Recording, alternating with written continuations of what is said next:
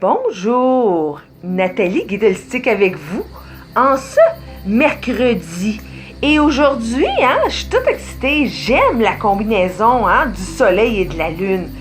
Le soleil est en poisson et la lune est en capricorne. Un signe d'eau et un signe de terre. Parfait pour aller ensemble.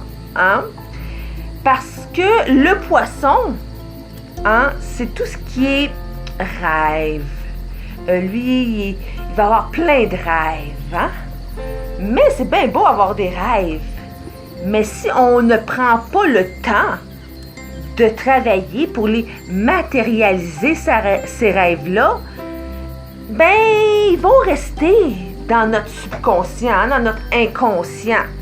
Ce que le poisson, c'est sa spécialité. Mais le poisson aussi, c'est la maison 12, c'est la maison de la spiritualité. Donc, le poisson aime bien méditer, prendre son temps, aller là où ce que la vie l'apporte. Tandis que le Capricorne, qui est la maison 10, signe de terre.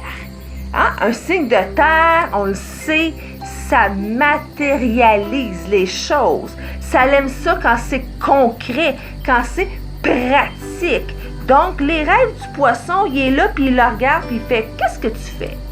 Arrête de rêver, puis matérialise-les tes rêves. » Ah, t'as de la difficulté avec ça? Mais je suis là. Prends-moi, puis ensemble, l'eau et la terre, ça fait comme on dit de la boue, mais c'est très fertile dans le fond de la boue, Si on y pense bien, le lotus naît dans la boue. La belle fleur de lotus, qui est souvent le symbole, justement, en yoga ou en méditation, de la paix, de la sérénité, de l'ouverture de notre vérité. Mais le vrai lotus, se matérialise dans la boue. Donc, on a une belle bouette présentement qui attend juste des semences. Qui attend juste qu'on se mette en œuvre pour réaliser nos rêves. En plus, on a Jupiter, Bélier, Jupiter, la planète de l'expansion. Et dans un signe de feu, un signe qui veut bouger. Let's go, on entre en action. Donc, je vous le dis, mes chers amis, si vous avez des rêves, si vous avez un rêve, commencez à le mettre en œuvre. Ça se peut que ça sorte juste dans 10 ans, ce rêve-là. Ça dépend toujours.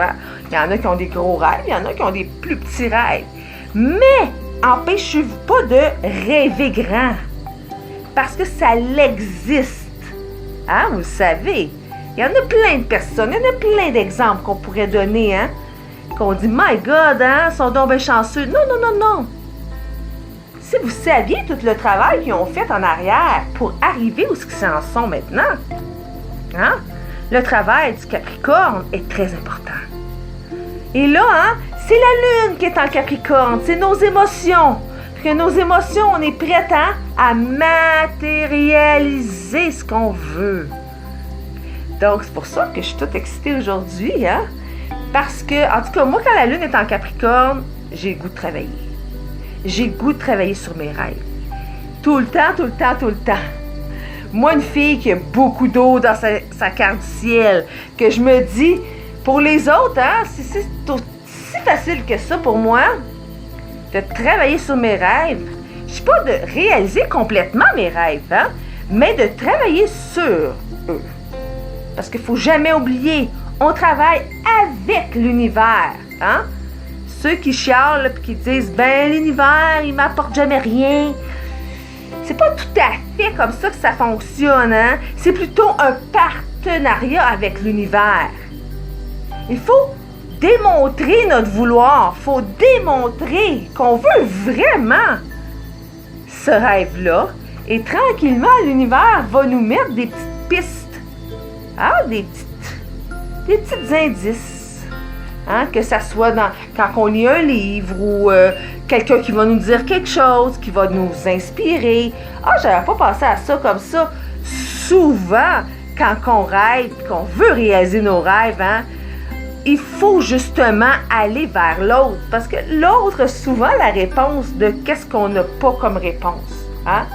Faut pas s'habituer à voyager seul, comme qu'on dit quand on réalise nos rêves. On peut le faire seul, mais toujours hein, être ouvert à tout ce qui peut arriver vers nous. Et après ça, ben, il faut travailler un petit peu.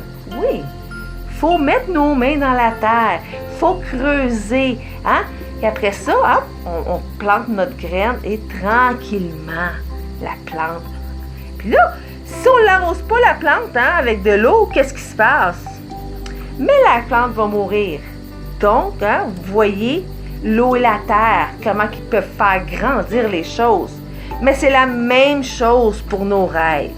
Surtout le poisson et le capricorne. Donc, si aujourd'hui, vous vous demandez, « My God, hein, fait longtemps que je pense à ça, je devrais le commencer. » Oui! Oui, effectivement, vous devriez le commencer. Donc, je vous laisse là-dessus. Si jamais vous avez des questions, si vous voulez une consultation pour mieux comprendre tout ça, hein, toutes ces énergies-là qui se passent alentour de nous, ou même les énergies de votre carte du ciel qui va vous apprendre à vous connaître mieux. Hein? Et comme ça, vous allez pouvoir, vous savez, si vous savez que, je sais pas moi, vous avez beaucoup d'eau dans votre carte du ciel, vous êtes très émotif, mais ça vous aide justement à accepter tout ça. Une fois que c'est accepté, on peut le mettre de côté, puis justement, on peut revenir à nos rêves puis travailler dessus. Donc, je suis disponible pour vous et je vais vous aider à réaliser vos rêves. Savez-vous pourquoi? Parce que c'est mon rêve à moi. Ben oui, d'aider les autres. D'aider les autres à être encore mieux avec eux autres mêmes, à se comprendre encore mieux.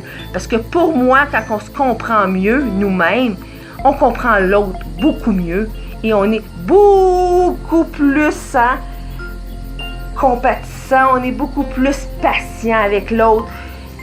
Et hein, le monde va mieux dans ce temps-là. Puis moi, j'aime ça quand le monde va bien. Donc, hein, soleil en Sagittaire, ça. Hein?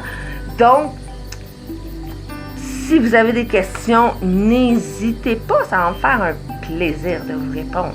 Là-dessus, je vous souhaite une belle journée. Hein?